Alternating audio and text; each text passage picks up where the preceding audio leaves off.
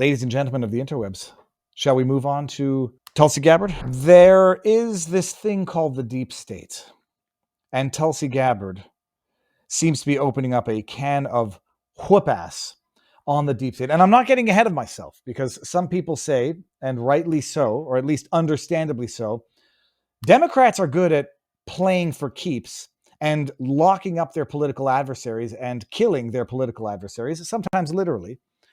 And Republicans are good at writing sternly worded letters. Some people say that. And now with the amazing legwork that Tulsi Gabbard is doing, some people are saying, just another strongly worded letter. Nothing's going to happen. Nothing's ever going to change. You might end up being right, but you don't get to come to that conclusion while the story is still being written. And if you think that's the way the story is going to end, well, it's your moral, ethical, cultural duty to scream and moan to make sure that it doesn't happen, or to do your best to ensure that it does not happen. Tulsi Gabbard is out there laying out with evidence what we all knew to be true from the get-go. Namely that Obama is a criminal, hashtag in my personal opinion, but I believe it's also demonstrably verifiable. He's a criminal who was involved in what should go down as the greatest political attempted coup and greatest scandal and controversy in American history. Now, I've been on a bit of a roll today on Twitter, and I put out a very insightful hashtag sarcasm tweet. So Barack Obama is a criminal. Who could ever have guessed that the man who weaponized the IRS against his political adversaries, illegally ran guns to Mexican cartels, and unlawfully assassinated by drone strike a 16-year-old American teenager would have been a criminal? Fascinating. I was having a theological discussion with someone over the weekend. I mentioned it earlier this week, as in on Monday, because it's only Wednesday. And we were talking about the concept of devil. And, you know, the devil is always portrayed as thorny, like smelly, ugly, horns, warts on his skin, red, fire, flame. And the individual said something mildly insightful that I had actually never thought of, is that the devil does never present himself as being, you know, evil on its face, on his face, on her face, depending on which devil you're dealing with. The devil actually cloaks itself in benevolence. And the devil, Lucifer, we were getting into like some serious Bible stuff, but just as a moral, it was very insightful that the devil doesn't come out like they don't come out as the Moldor type villain. I don't even know if that's right, but you know what I'm getting at. The devil always comes out and presents himself as a saint, as benevolent and as beautiful. And often the greater the devil, the better they are at cloaking their evil. And I always say that, you know, evil always cloaks itself in benevolence. The person kidnapping children or trying to, you know, get you to give them their money, your money to scam you out of stuff, they don't come off as mean, aggressive, violent, terrible people. They come off as nice, alluring, sympathetic people, because that's how the devil disguises himself. I'm not calling Obama the devil. I'm calling him devilish, and he fits it to a T. When people think he's charismatic and speaks smoothly and eloquently, I once upon a time found that, even though I never agreed with anything he said, I at least thought he was charismatic and eloquent in his speech. I've grown tired of the shtick, and now I identify it for what it was. It was the devil cloaking himself in benevolence. I'd like to just be very charismatic as I'm telling you that we've experimented on you as people. I like to be ever so charismatic as I lie to the American people in terms of what he's been doing for the last little while. Let me bring up Tulsi Gabbard. Here, let's listen to this while I pull up eloquent, devilish Obama. Treasonous conspiracy, but I would not say guilty of treason. Let's hear what Tulsi Gabbard has to say about this. At President Trump's direction and with the support and coordination with the House Intelligence Committee Chairman Rick Crawford, today we've released a declassified oversight majority staff report that was produced in September of 2020. The stunning revelations that we are releasing today should be of concern to every American. This is not about Democrats or Republicans. This has to do with the integrity of our democratic republic and American voters having faith that the votes cast will count. There is irrefutable evidence that detail how President Obama and his national security team directed the creation of an intelligence community assessment that they knew was false. We've known this from the beginning. The only question is, was there concrete evidence involving Obama or not? We knew and we now know as a result of Crossfire Hurricane and the work of Kash Patel, they knew that opposition research funded by Mark Elias and his law firm for the benefit of Hillary Clinton and the DNC, given to the FBI by Sussman.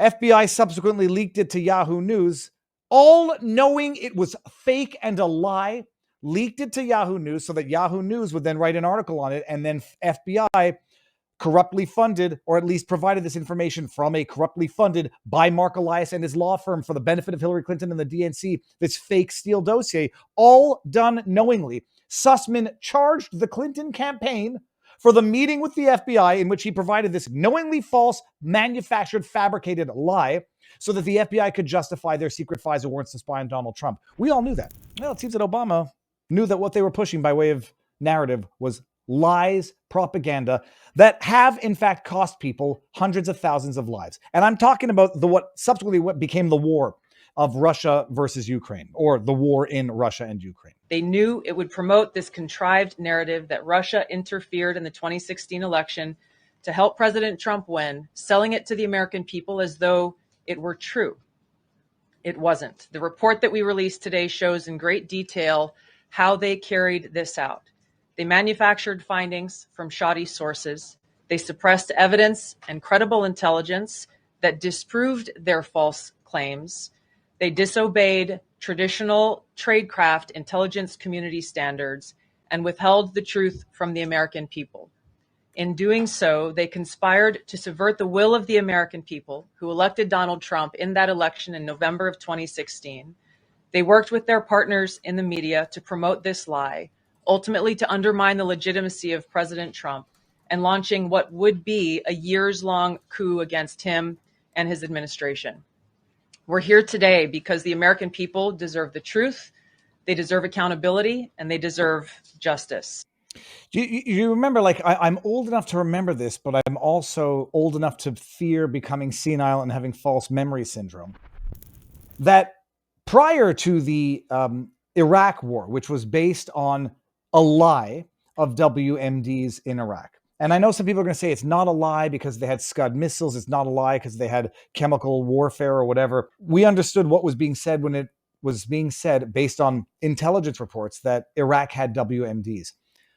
At least then, they had a report, however dishonest and fake it was, at least they had a report saying, yes, Iraq had WMDs. But I remember this from the time, I just double check in my memory. I recall that at the time there was also a report saying they didn't have WMDs, or at least not the WMDs that Bush and others were looking for, claiming they had to warrant going in and regime changing Iraq at the cost of 250,000+ innocent Iraqis. So they at the very least had one report, however honest or dishonest it was, that said they had WMDs, and they had one that said they didn't. Which one do you think they opted for? Whichever one that fit the narrative of whatever they wanted to put through fast. Here, they didn't even have anything that said, yes, it's true, albeit it was a fake fabricated report. They knew internally it was fake, it wasn't true, and they pushed it nonetheless. And Obama comes in, you know, he's a very smooth talking, devilish human being. They came out and pushed the lie to warrant undermining and trying to usurp a duly elected president's functions. Here, everyone remember this? Flashback. The internet's forever, Obama. It ain't going away anytime soon, despite how eloquent you are when you were lying to the American people. They're undermining our alliances, cozying up to Russia. What happened to the Republican Party? Dramatic its central organizing principle in foreign policy was the fight against communism, and now they're cozying up to the former head of the KGB, actively blocking legislation that would defend our elections from Russian attack. What happened? Seem utterly unwilling to find the backbone to safeguard the institutions that make our democracy work. I'm here to tell you that you should still be concerned with our current course and should still want to see a restoration of honesty and decency and lawfulness in our government. It should not be Democratic or Republican. It should not be a partisan issue to say that we do not pressure the Attorney General or the FBI to use the criminal justice system as a cudgel to punish our political opponents. And the closer that we get to election day, do you appreciate it's all confession through projection? The more those invested in the politics of fear and division will do anything to hang on to their recent gains. They want to keep us divided and keep us angry and keep us... We could stop there. I've had enough of listening to this demonic human lie to the American people. Why was it a lie? Because he knew that Russia had made no attempts, didn't have the capability nor the intent, as Tulsi Gabbard has now disclosed in recently declassified reports. Neither the intent nor the means to do what they said they had the intent to do, and in fact did. This is Caroline Levitt today. The oath of office. The truth is that President Trump never had anything to do with Russia, and the Russia collusion hoax was a massive fraud perpetuated on the American people from the very beginning. And the worst part of this is Obama knew that truth, and so did all of the other corrupt officials involved in this scam, including former CIA Director John Brennan, former Jail. Director of National Intelligence James Clapper, Jail. Former FBI Director James Comey, Jail. Former Deputy Director Andrew McCabe, jail, and many others. Director of National Intelligence Gabbard's report further confirms what we already knew. There was no collusion, no corruption, except on the part of Barack Obama and the weaponized intelligence agencies at the time. The Russia hoax was a blatant lie, all ginned up by Democrat political operatives that were signed off on by then President Obama and leaked to the news media to launch a years-long witch hunt against President Trump and his first administration. We can pause it here. The bottom line is going to be what is going to come of this.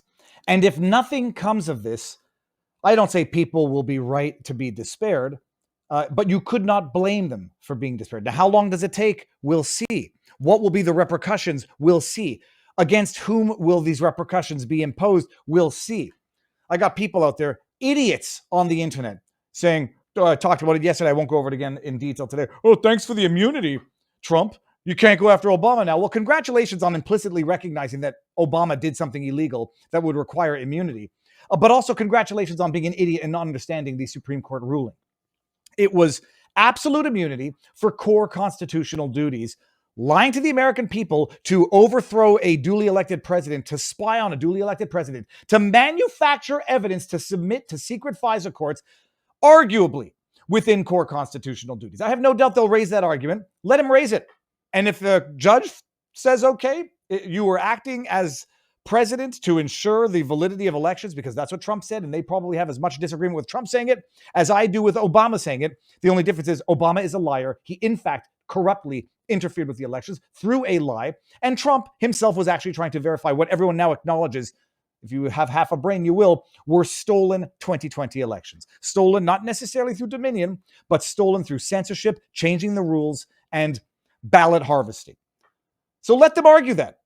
But there is not, in fact, absolute presidential immunity, period.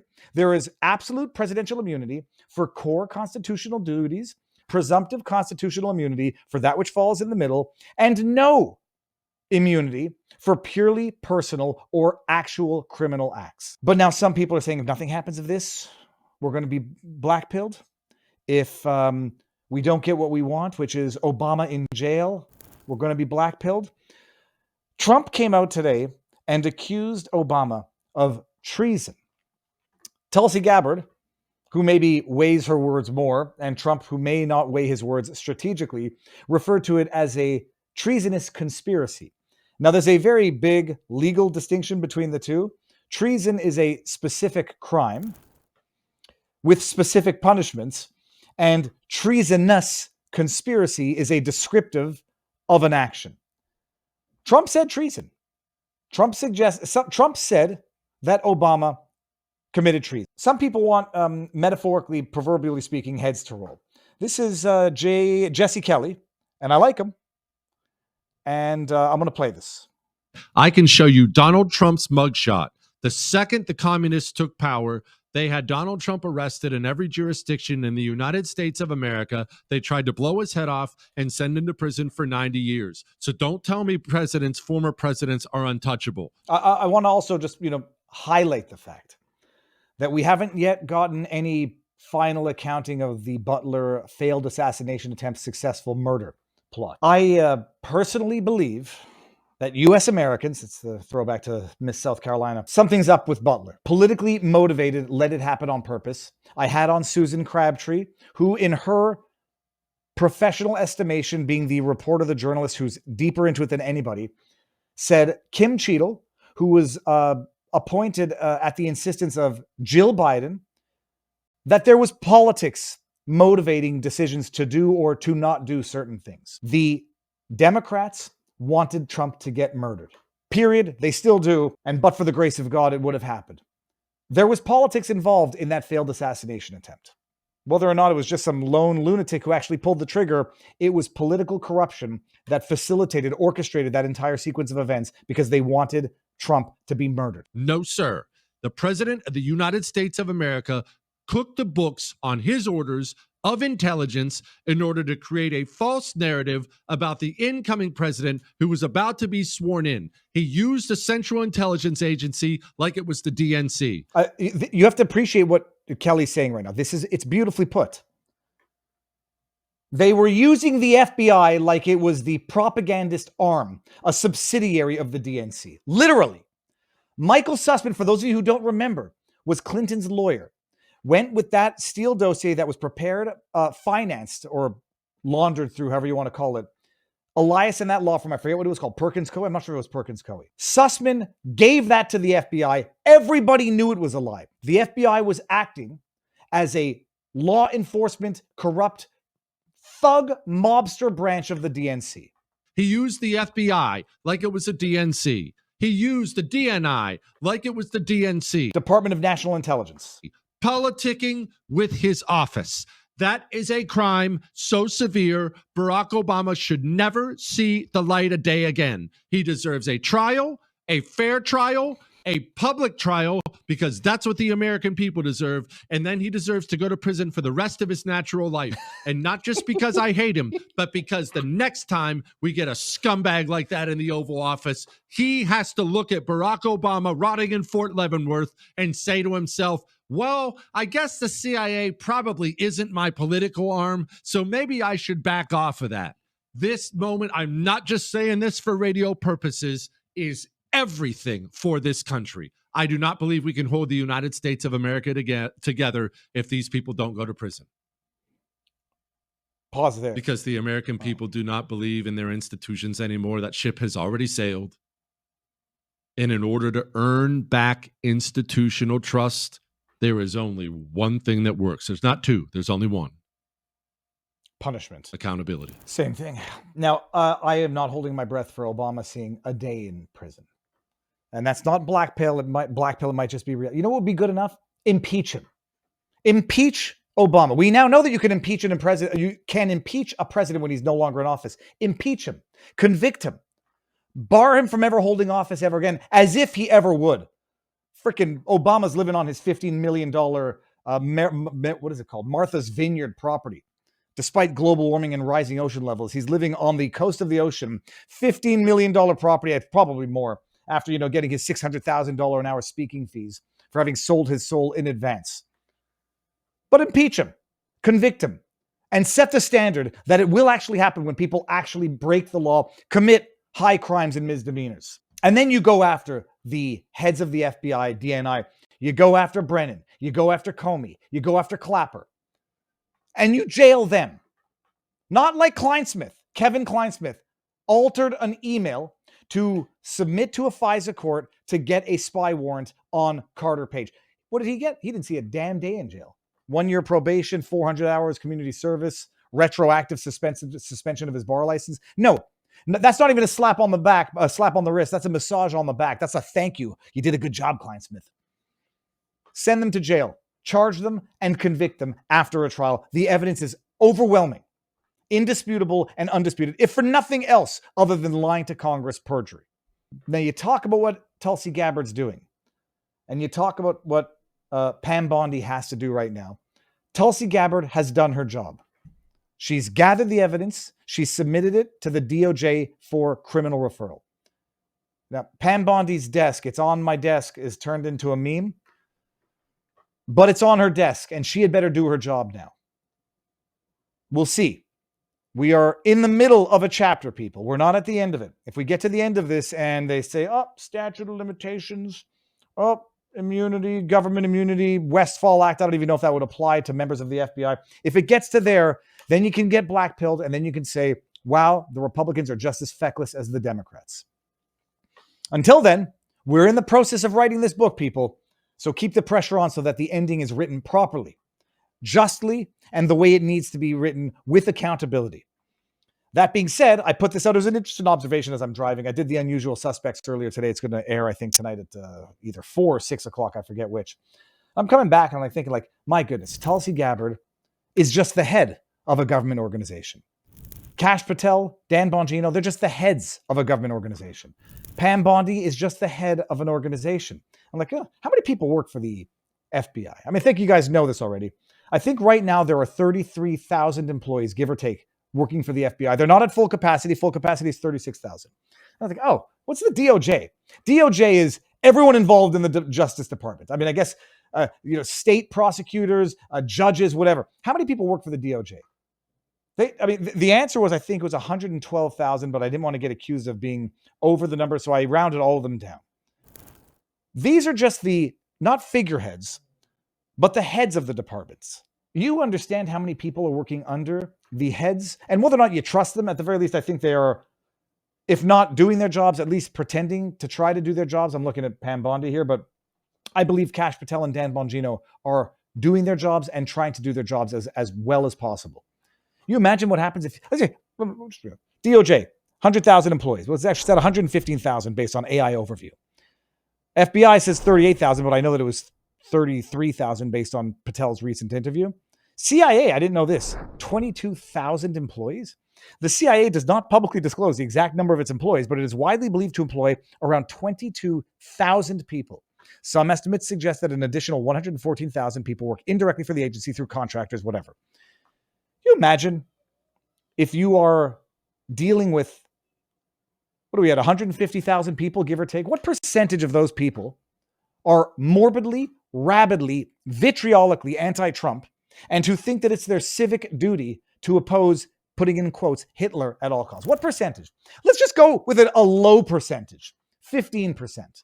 Let's say that you have 15% of the DOJ, FBI, CIA that are Peter Strzok and Lisa Page. That's 22,500 people that you need to fight against, protect against, who are there trying to sabotage your duties as the head of the department. It's not an easy job, and I appreciate it. It will take time. We are now moving in the right direction. We had a bad couple of weeks with the Epstein debacle. That still stands. They're in the process of attempting to, or pretending to, right that ship. I think they're in the process of, in fact, doing it, despite the bad news today. There's other methods and recourses that people should clamor for, such as demanding that they run a name check of Jeffrey Epstein through CIA intelligence. But they are now in the process of grinding these wheels into justice. Tulsi Gabbard referred for criminal prosecution to the DOJ, Pam Bondi. It's in Pam Bondi's court right now to do something with that is not going to leave people black-pilled, doom-pilled, and saying, this is all just a dog and pony show. Nothing ever changes. There's no accountability. We're writing the chapter, people. I say be patient, but keep the pressure on and be fair in the judgment and the assessment. And don't say it's over until the game is over and you have the right to say that.